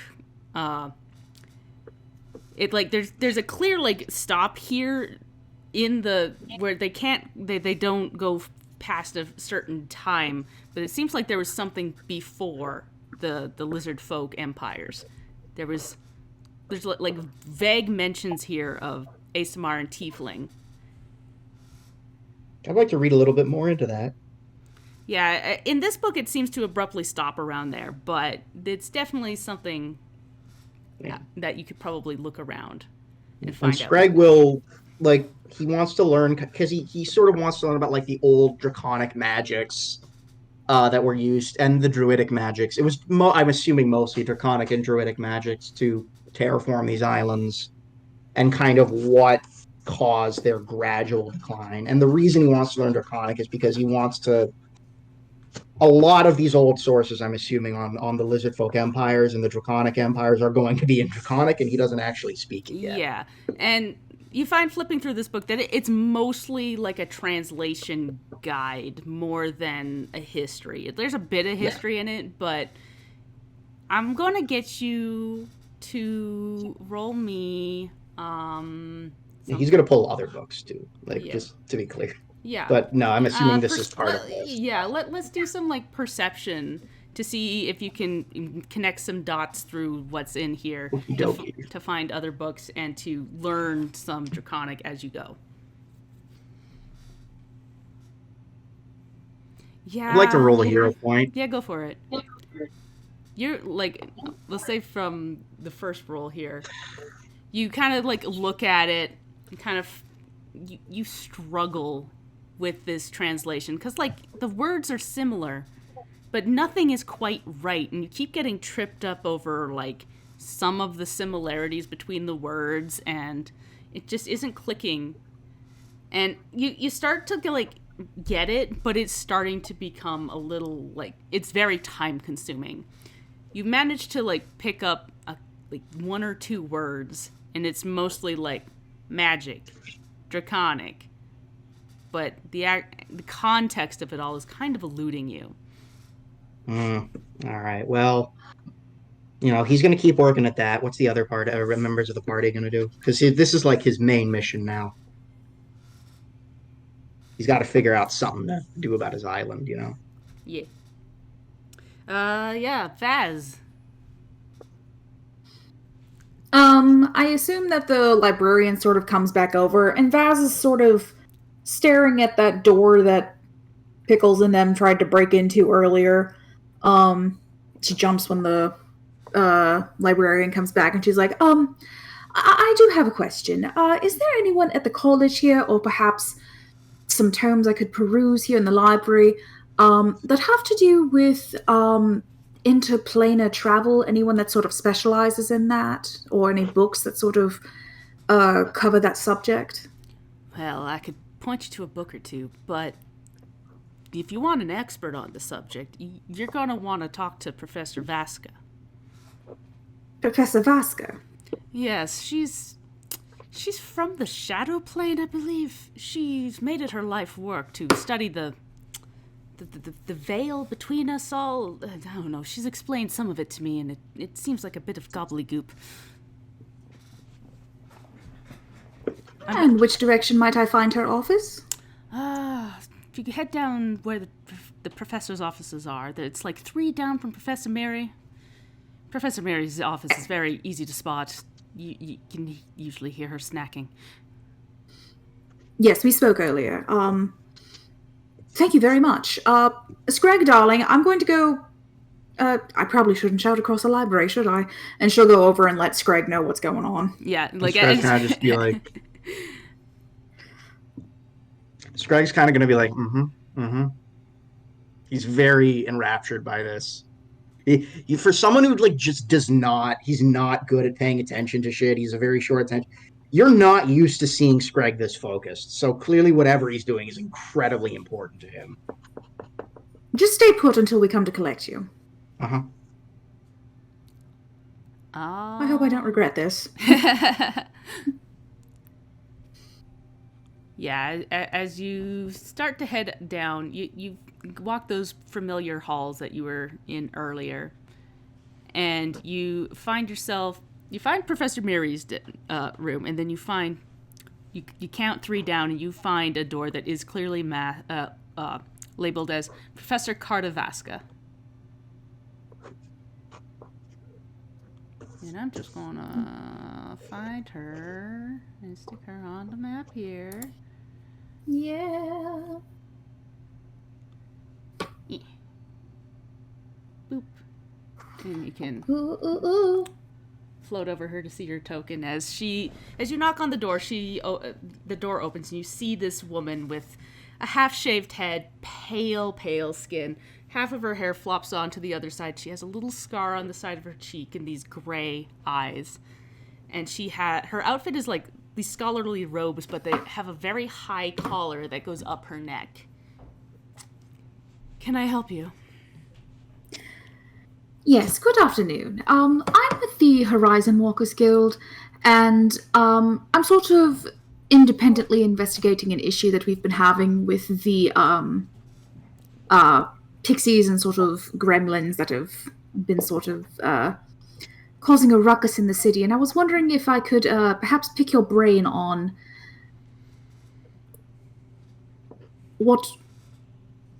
how they may have gotten over here, or what sort of repercussions we could have if we don't, sort of get that nipped in the bud. Well, you've come to the right place, darling. She opens the door, and as you peek into her office, when you saw Professor Miri's office, it was a complete mess of books and all kinds of things, and the shells on the ground. But you see Cartavasca's office, and it is pristine. The books are lined up in alphabetical order, not a paper to be seen, but you do see on her desk a little contraption. You're not quite sure what it is, but it seems to be zapping into the air, and there's a little spark. And she leads you in, and there's this pretty nice couch in this little office that she sits you down on, and she pulls up a chair of her own. I do study the veil between our worlds. All of the planes seem to lie on top of each other and float and interweave. There's often little tears, and that's how I got here. I'm from the Shadow Plane. I'm a fetchling. Mm-hmm. So, what specific questions did you have? Well, we do believe an individual is sort of opening up, I wouldn't necessarily say a rift, but sort of a doorway or a keyhole, and they're pulling things from the Fey side through into the city. They're cutting into the Feywilds. That's... Feywilds are very dangerous. They make them seem all nice and bright and colorful in the writings, but it's dangerous. Nothing there is what it seems. And cutting into there will certainly cause who knows what. They're playing a dangerous game if they're doing that. Is there any way to sort of pinpoint from a third party where they're doing this from? I have instruments that I use to detect tears. It is, again, it's been my life work to find these tears, close them up, because we don't want dangerous things falling through. Of course. Where I'm from, particularly the Shadow Plane, many dangerous things live there. It's not a pleasant place. I haven't heard much personally about the Shadow Plane. My sort of personal experience, I'm from up north in Udria, and there's lots of strange things in the forests up there. Strange things in the forests. Sounds about similar, but there are more monsters than just what's in the woods.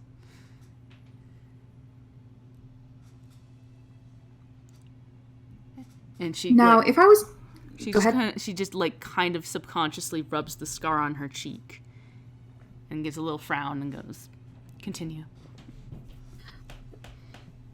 Now, were I to come back with some of my compatriots, would you be willing to assist us in attempting to find one of these tears? With your instruments? Of course, if you perhaps have something from that realm, it will make it easier to pinpoint. I don't think I have anything on me. I'll have to check with... Currently, my... What if we had... Currently, What my... if we had a sorry. someone? A someone? Yes, that would work as well. Currently, I have my instruments cued to the Shadow Plane. I use my own blood to find these tears. You truly are dedicated.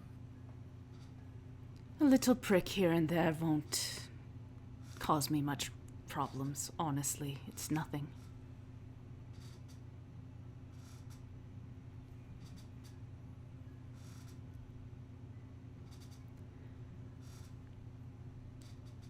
Anything to keep them out of here. She nods.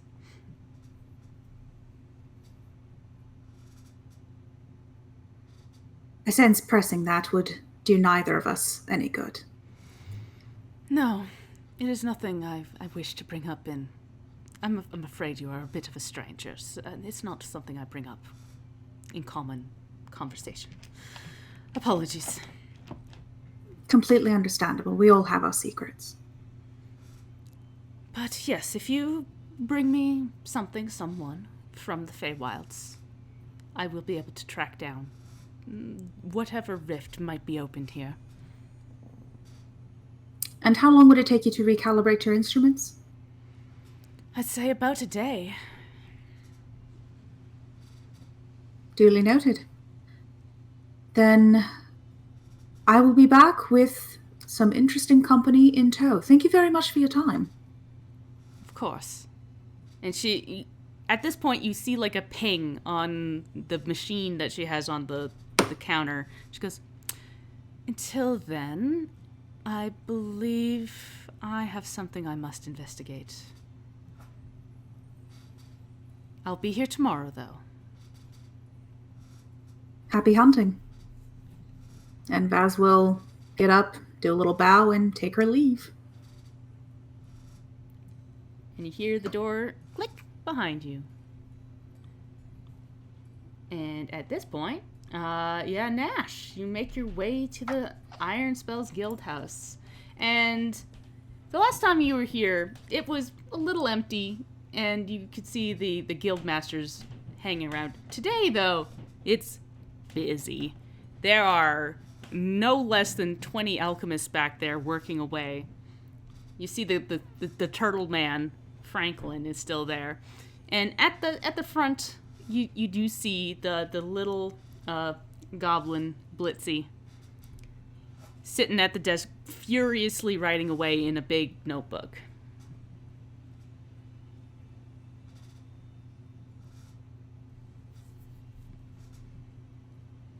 Is there a line that he has to wait in, or can he go up to the... There is a line, counter? actually.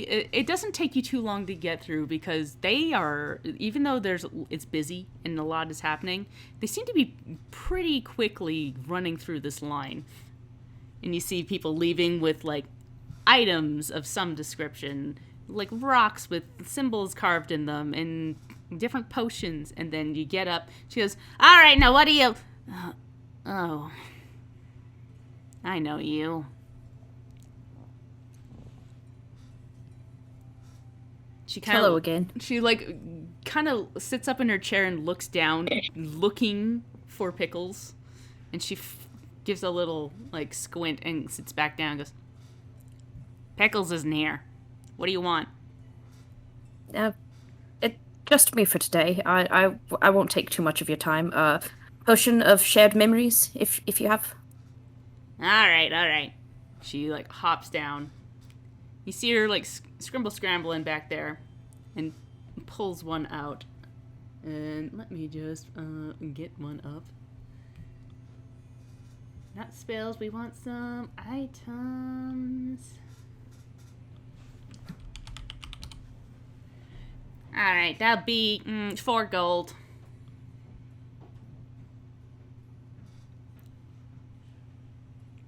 Right, and as he digs those out to pay, he will he'll place them on the counter and he'll just look at her for a moment and say, he doesn't have the answers you seek yet. I don't know what questions lie between the two of you, but I know that he is working on it, and I know that is of no satisfaction, but I don't think anything of the past few years have been.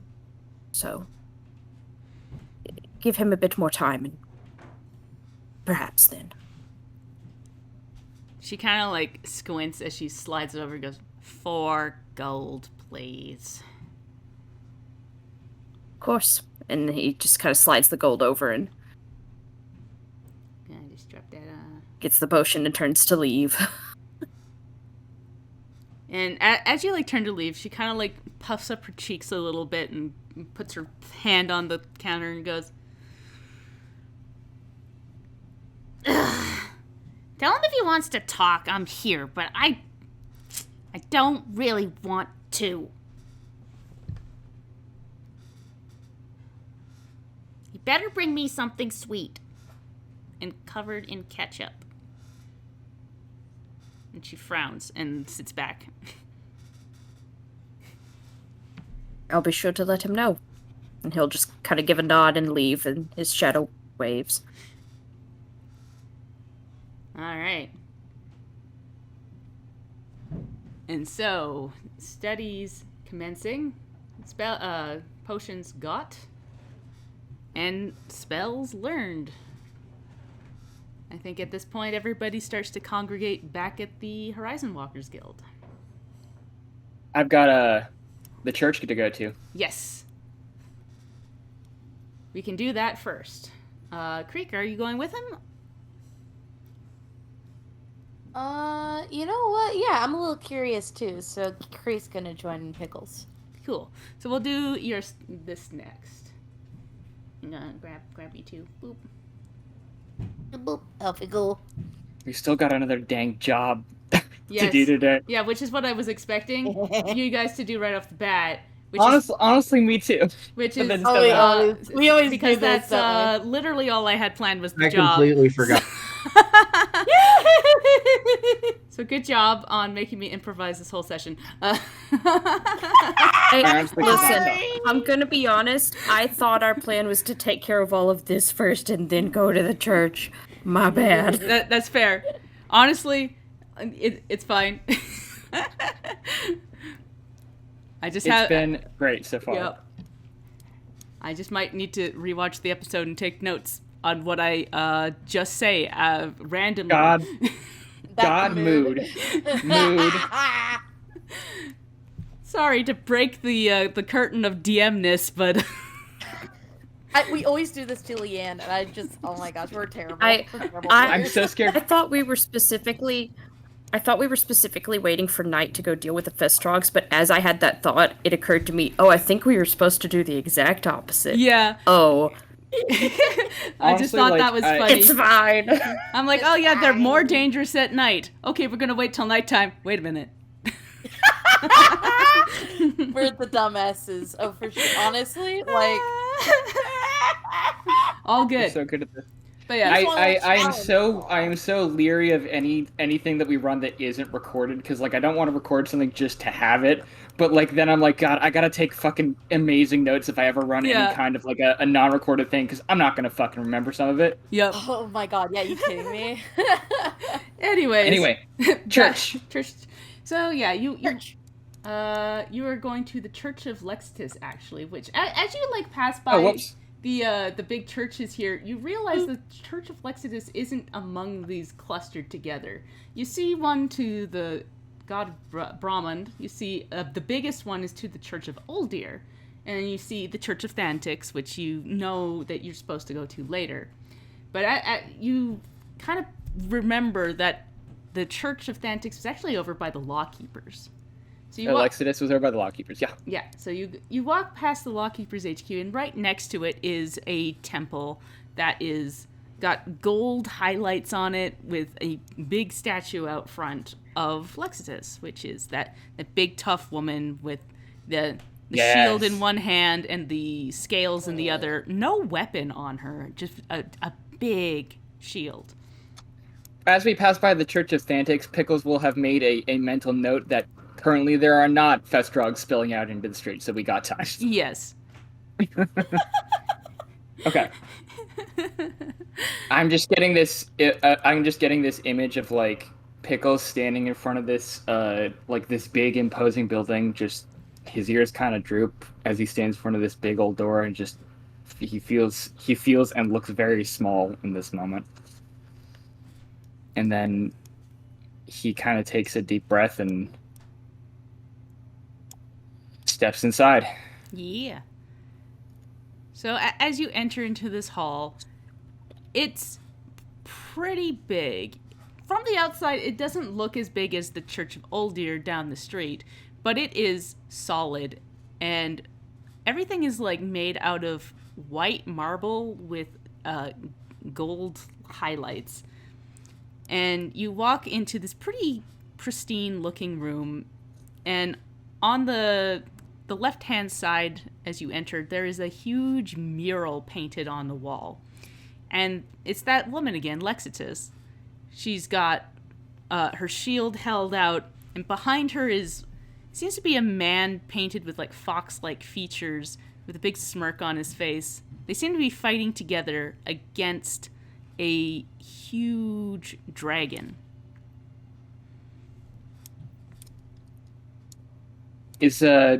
I know vaguely about the cosmic dragon, right? Like, yeah. It's not the cosmic dragon, to my understanding. Like, is it? What's the color scheme of the dragon? It is similar to the cosmic dragon, but the coloring is a little off. And it doesn't. The cosmic dragon, in the depictions you've seen, he has like a big crowned base, like all of his horns become like a halo above his head, and he's got this huge long like multicolored beard in most depictions. This looks more feminine, sleek. It does not have a beard, but it has those big long horns. And some of the color scheme is similar along the wings in that it depicts a starlight pattern. Do you know? I don't know who this is. Big dragon.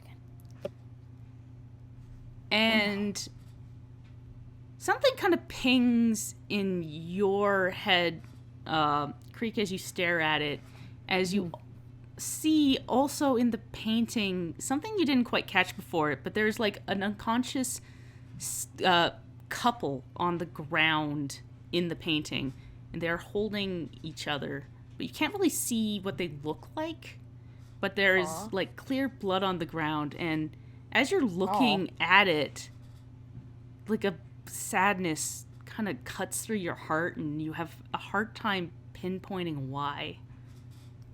Mm-hmm. Is there anybody here beside us? As you like think that, a priest comes up. They are dressed similarly to the Lawkeepers in the same like color scheme, but it's all like robes. They're all like pretty clean cut, And they walk up and goes, "Welcome to the House of Law. Can I help you?"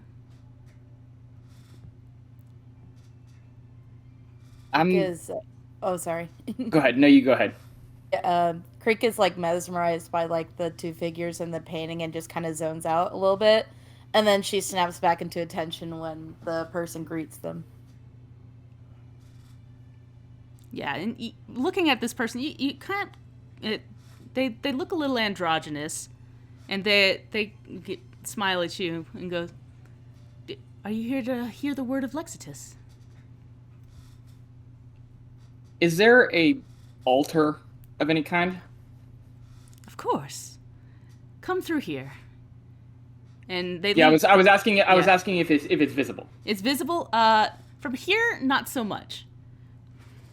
Okay, Pickles will ask. Is there any kind of an altar? Any place yes, like a central place of worship? The main chapel area is back here. This is just Oh. the entrance hall. You're Yeah, actually, my friend here had some. My friend here had some questions actually about this mural. I think. I actually would like to do my devotions in private if that's okay. Of course. I know it's like the big hall, but like I'm gonna. Well, Yeah. it's not our normal congregation time, so it is pretty empty in there. I can ask the other acolytes to give you some space. Yeah, that'd be great actually. And they give And, a big smile and go, and nod. And point you down the hall. There is like these huge golden doors at the end. Okay. Creek, can you stay here? I think I wanna. Sorry. You okay? I'm fine, Pickles. Yeah. You do I was your kind of thing. bullshitting, but like you were kind of spaced out there for a second. Like, you okay? Oh, I do that all the time. No worries. No worries. Yeah. Just- Okay, yeah, because I don't know what's going on in this mural at all. I know next to nothing about any of this religion or stuff. Yeah, Yeah, you do your thing. Let me know if you need anything. I'll just be here. And then Creek looks back at the painting again, the mural again. Okay. All right. So yeah, Pickles, you head out in the hall, and this acolyte looks at you, Creek, and they say, "You had questions about the mural." Yes, specifically these two figures right here. Do they have a story of some sort? Oh, this whole mural tells a very sad story, but also one that brings a little hope to the world. It is said that this here, and he points to the dragon, is the goddess Ophenia, daughter of the cosmic dragon, mother of magic, all that goodness. She went mad over the death of one of her children. Oh. And he points to the other side and goes, "Here we see Lexitus and her twin brother, Vulpus. The two of them were also children of Ophenia here. And they stood against their mother when she attacked the Elven Empire. Their half-brother, he was murdered in this conflict, and he was supposed to marry one of the Elven princesses. At least they wanted to. The myths are a little vague. But because of all this, the twin gods, Lexitus and Vulpus, the two of them left their mother's care and decided to live in their own realms, apart from their mother.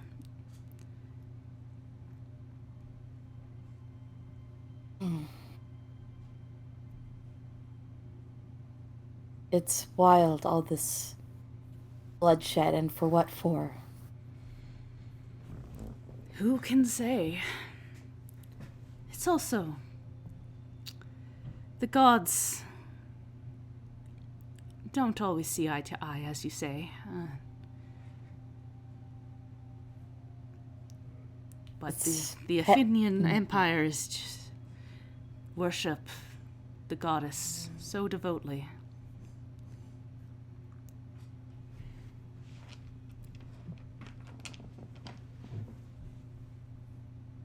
Well,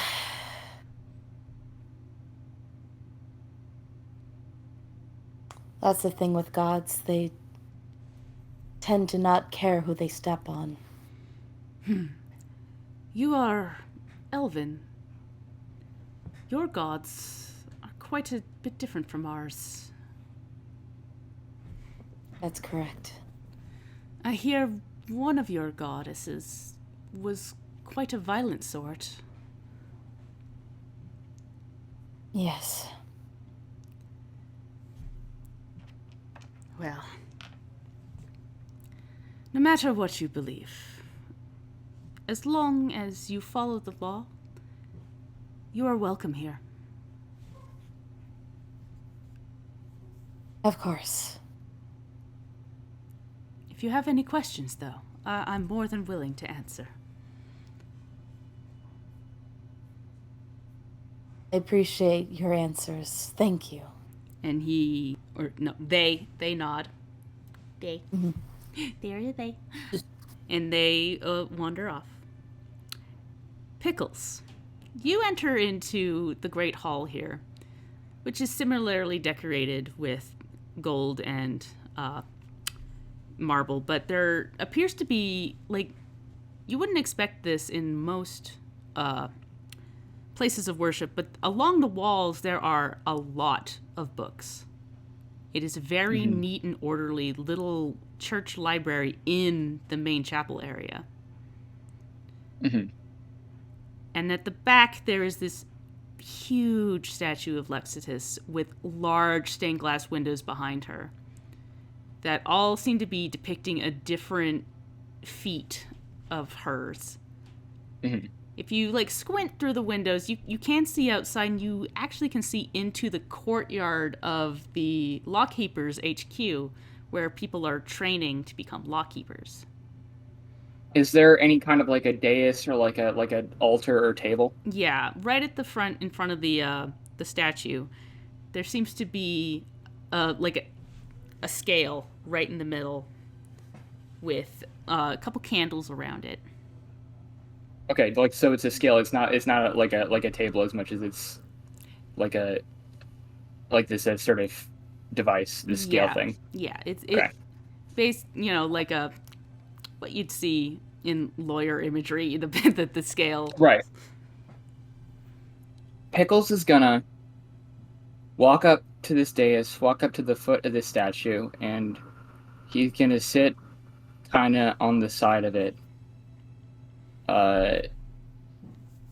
looking like not just kind of to one side, like to the left, and he's kind of, I imagine it's like very big and imposing, like there's a big slab that it sits on. He's just gonna sit on the edge of that, kind of kicking his feet for a bit, looking around at this church and all this grandiose stuff, and look down at himself and his hand where he pricked his finger, and at Bastard's been kind of Bastard and Pickles can kind of sense these other emotions that's common for familiars and stuff, and so Bastard has been kind of muted a little bit. He hasn't been as aggressive as normal, and he kind of Pickles stays there for a while, and then finally to this very empty room, and it echoes off of the walls and stuff. He just says,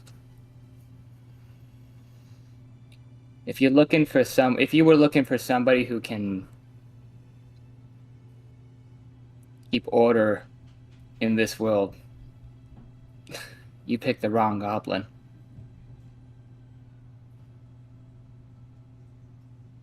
I don't know By what process do you pick your champions, children? I don't even know what you call them. Us, I guess. But whatever you meant by it,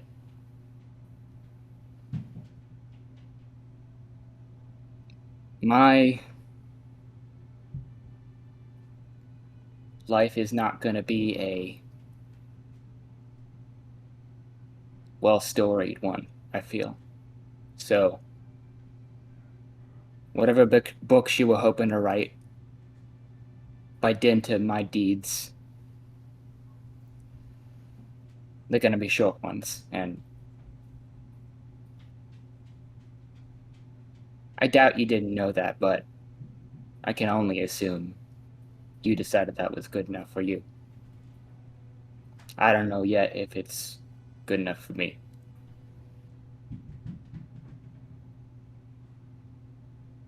So what's up?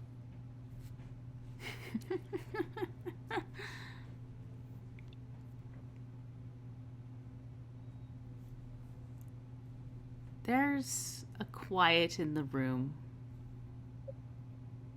And suddenly there's like a fluttering of pages. And you look to like your side on one of the pews and you see like there's an open book that was left on there. And it just kind of, the pages are fluttering and then eventually it stops. Pickles will get down off of the dais and walk over to the pew where this book is open. And Yeah. I'll kind of look and see what page it's open to. You see, as you walk over, it kind of starts in a mid-paragraph here, and it seems to be talking about Aphorites. And specifically says here that Aphorites are said to fill the library, the endless library, with their experiences, with what they see, what they do. It's all written there. And then there's a sentence under there that says, every experience is worth cataloging. Period.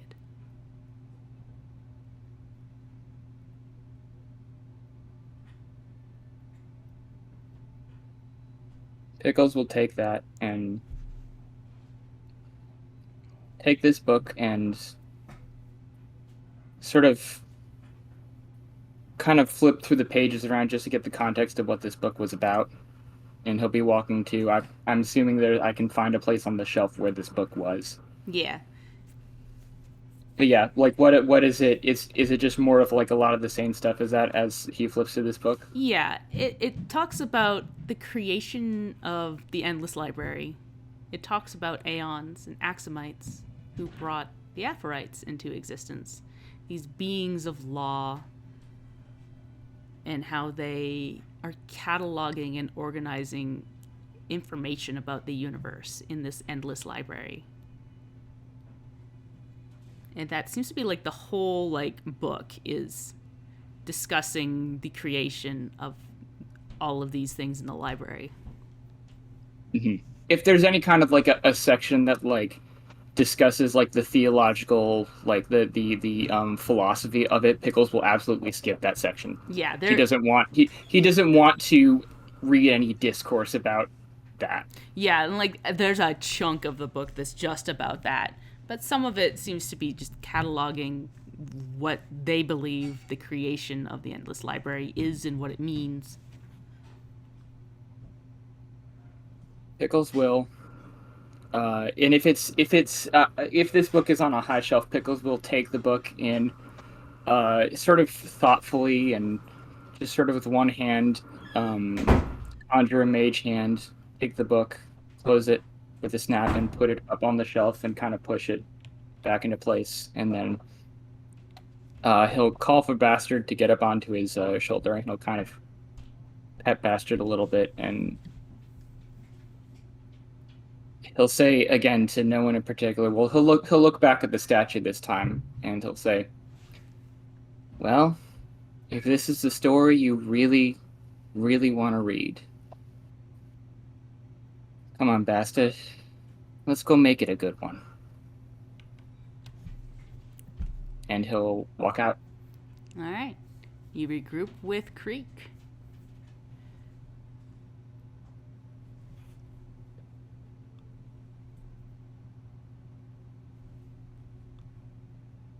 Pickles, when he rejoins with Creek, he seems kind of far away, but he doesn't seem as immediately bothered or pressed by this. Like it doesn't seem like it seems like he got answers. It seems like he got answers, whether or not he likes the answers. It seems like he got a response. Something happened, and that's good enough for him now. Okay. Creek just does like a small nod and like kind of just says, "Would you like to go now?" Yeah. Okay. All right. And so, I think at this point, everybody starts to congregate back at the Horizon Walkers Guild. Yes. Yep. Yeah. Yeah. Yeah. Here I am at the Horizon Walkers Guild. Greg was not able to do the good reading. Yeah, there was a lot of information you found, but not all of it like clicked together right. Is he allowed to check out books, Greg? I'd say no, because this is Darn. the university library. Oh, he's not. What if he becomes a student? Then yeah, then you No. can even go into the special area, but Greg, have fun with I that. just Before fill out an he- application, dude. Before he leaves, Greg is actually going to inquire about becoming a student. Oh my Bro, god. the tuition. Bro, the tuition. Yeah, like I think you actually get up there and ask, and you see the tuition prices, and you like cannot imagine the being able to collect that much money, and you just turn pale and leave. Greg no longer wishes to become a student. It's not worth it. It's not worth it. Is there a magic community college? Now, fucking Bertie Sanders, the Aarakocra, has been trying to get that off the ground, but it's not happened. It's not Eric Kokra in Pathfinder. Oh, apologies. What is it? Tengu? Tengu. Well, there's Tengu and Yeah. then there's Strix, which are like more bird human people. Yes, so Scrag comes back to the Horizon Walkers Inn. He's wearing a Bertie Saunders t-shirt or whatever. God. Don't make this canon. No. It's not canon. It's not No. canon. It's not happening. He didn't get a t-shirt. Kidding, I'm kidding. Anyways, he seems very upset, like just immensely frustrated.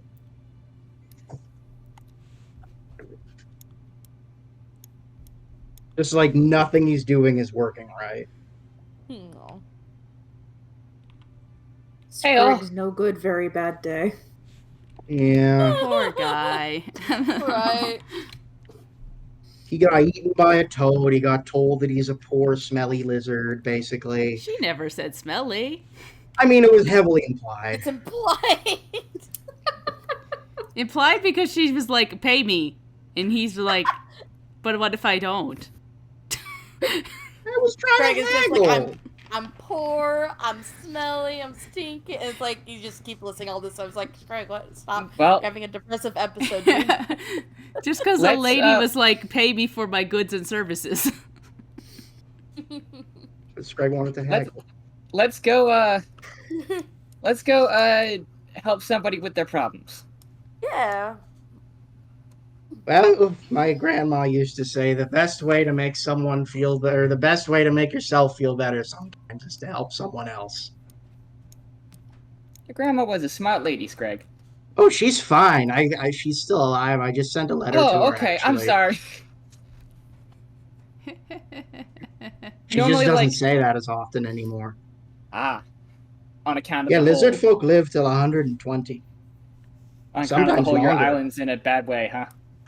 Huh? On account Yeah. of the whole, your island being in a bad way. Yeah, well, she's been there all her life, and she's the most powerful druid on the island, but I don't know if she's able to do anything. So I sent her a letter, and I told her that I was trying to find a way to do something. Which, out of character, Leanne, I will send you the full text of the letter, which I wrote during the break. Please do. Thank you. Anyway, do we still have daylight? I mean, actually, it's not going to matter in the crypt because we're going to be in a crypt. You're gonna be in the crypt, but I say all that stuff that has gone on, it's probably about 2:00 now. Been running got around all time. day. But We got time. Let's do it. But yeah, as you enter, you all congregate together and start heading towards the cluster of the big churches. You see the shining cathedral of the Church of Uldir towering over the statue garden of the Starborn. And then you see the graveyard at the edge of it, the grounds. You see a small pointed building with angles that are all sharp and pointed. And you see carved into the building a raven with 6 eyes. And as you start to walk towards that, I'm going to say that I think that's a good place to end it for today. Yeah. Yeah.